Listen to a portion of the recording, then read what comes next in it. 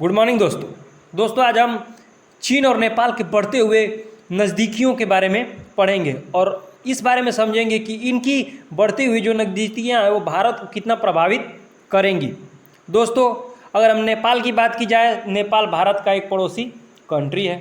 भारत से इसके संबंध इससे पहले तो अच्छे ही चल रहे थे, अब लगता है कि थोड़े मोड़े गड़बड़ा जा सकते हैं, क्योंकि ये जो इंडिया जो होता है इन छोटे छोटे देशों के लिए बिग ब्रदर का कार्य करता है। संकट में इन लोगों को मदद करता है, गेहूं चावल इत्यादि पहुंचाता रहता है, परंतु यह इंडिया की जो है मदद को नहीं समझ रहे हैं।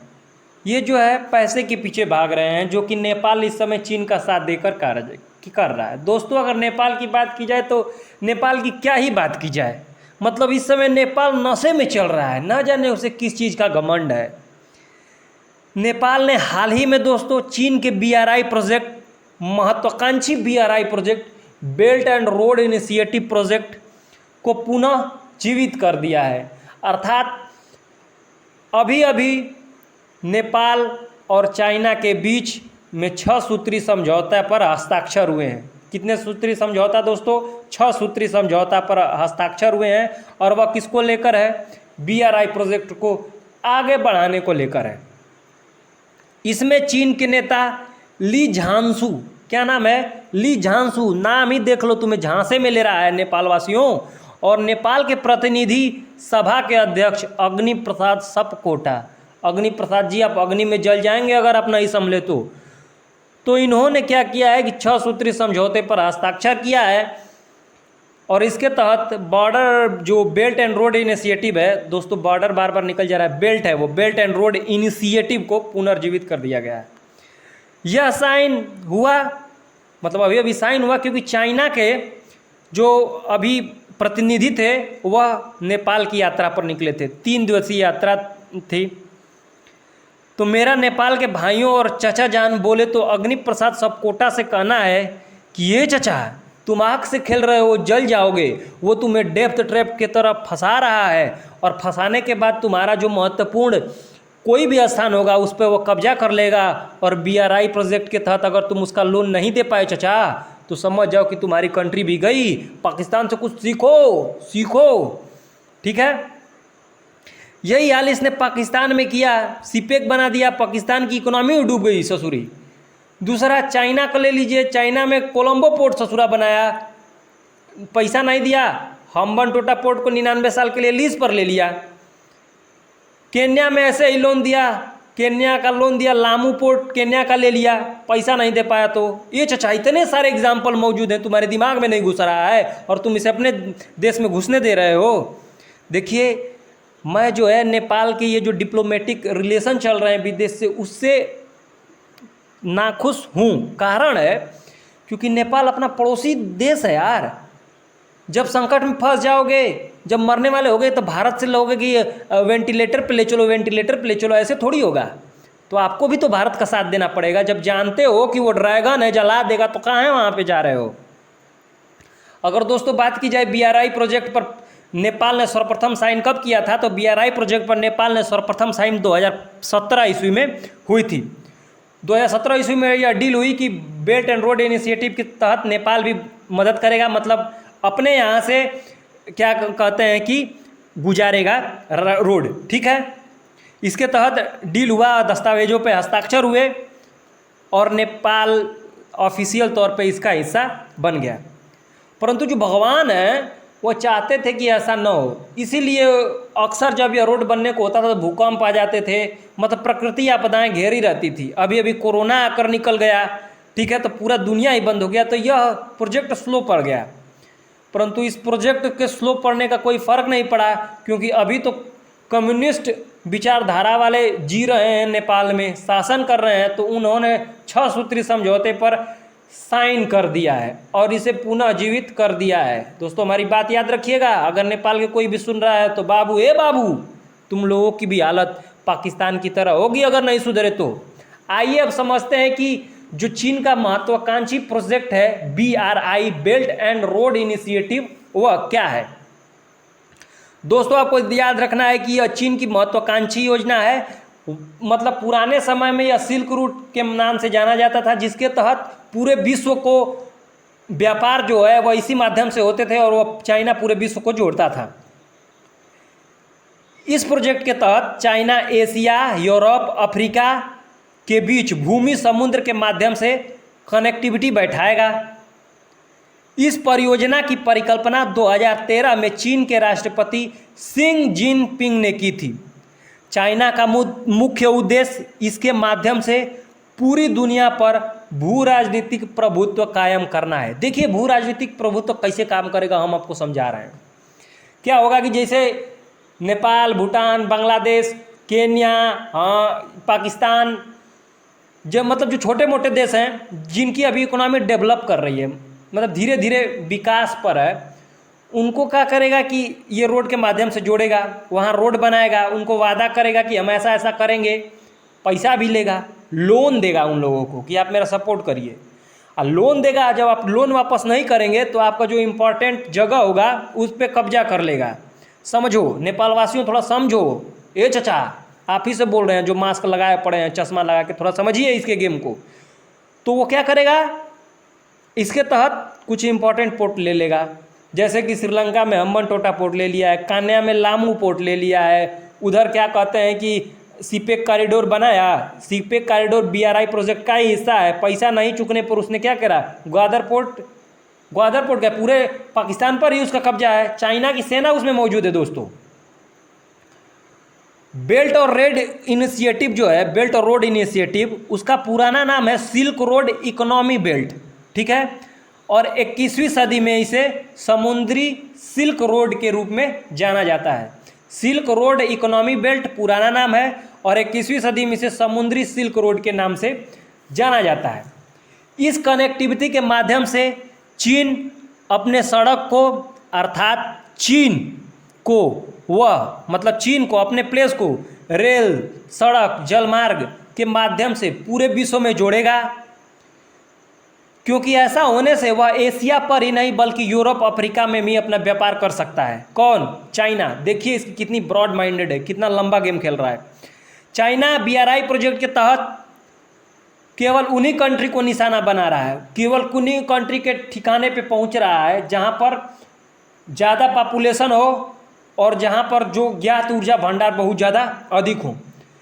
अगर दोस्तों बात की जाए तो वह इसके तहत बेल्ट एंड रोड इनिशिएटिव के तहत 70% पॉपुलेशन और 75% ज्ञात ऊर्जा भंडारों को चीन के व्यापारिक केंद्रों से जोड़ देगा बीआरआई प्रोजेक्ट के तहत। इसके तहत चीन का मुख्य उद्देश्य है सड़क के माध्यम से पड़ोसी देशों और यूरोप को चाइना से जोड़ना, ताकि वह जो अपना कारोबार है वह बढ़ा सके। सड़क के माध्यम से दोस्तों अभी चाइना को, जैसे अगर इंडियन ओशियन में आना होता है तो मलक्का स्ट्रेट होते हुए, साउथ चाइना सी होते हुए, मलक्का स्ट्रेट होते हुए घुसता है, बहुत खर्चा आता है। सोचिए कि अगर सिपेक कॉरिडोर बन गया, जो कि अभी नहीं बन रहा है, रुक गया है, भारत भी नहीं चाहता है यह बने। अगर सिपेक कॉरिडोर समझिए अगर बन जाता है तो वह अरेबियन सागर में तो मुस्कुरा कर आएगा और उसके बाद वहाँ से होकर क्या करेगा, धीरे से घुस जाएगा कहाँ, इंडियन ओशियन में, तो उसका खर्चा बचेगा। ठीक है, तो यही चाइना का मेन पर्पज है। बीआरआई वास्तव में चीन की एक ऐसी महत्वाकांक्षी योजना है जिसके तहत वह अपने विदेशी मुद्रा भंडार को विशाल बंदरगाहों के विकास में उपयोग करना चाहता है। अब जैसे कि जो अगर वो रोड बना लेता है, जो कि बीआरआई प्रोजेक्ट उसकी महत्वाकांक्षी योजना है, अगर वो बन जाती है तो हर देश में जाके पैसा दिया रहेगा। अगर आप पैसा नहीं दिए रहेंगे तो आपका रोड ले लेगा, जैसे टोल वसूल करेगा, पोर्ट ले लेगा, वहाँ पे टोल वसूल करेगा। तो दोस्तों इसकी पकड़ क्या हो जाएगी, समुद्र पर क्या हो जाएगी, वह मजबूत हो जाएगी, जिसके कारण जो इसकी आमदनी है वह और अधिक बढ़ती चली जाएगी और इसके तहत वो अमेरिका को पीछे छोड़ देगा इकोनॉमी में। इस समय अमेरिका से तो ऐसे ही आगे चल रहा है, पैसे में, इकोनॉमी में भी पीछे छोड़ देगा। अब आइए दोस्तों समझते हैं कि बीआरआई प्रोजेक्ट के तहत चीन की मंशा क्या है, चीन आखिर टारगेट क्या बनाया हुआ है बीआरआई प्रोजेक्ट के तहत, belt and road initiative project के तहत। इस प्रोजेक्ट के तहत वह एशिया के साथ साथ यूरोप और अफ्रीका पर भी अपना अधिकार चाहता है। कौन? चीन, शी जिनपिंग।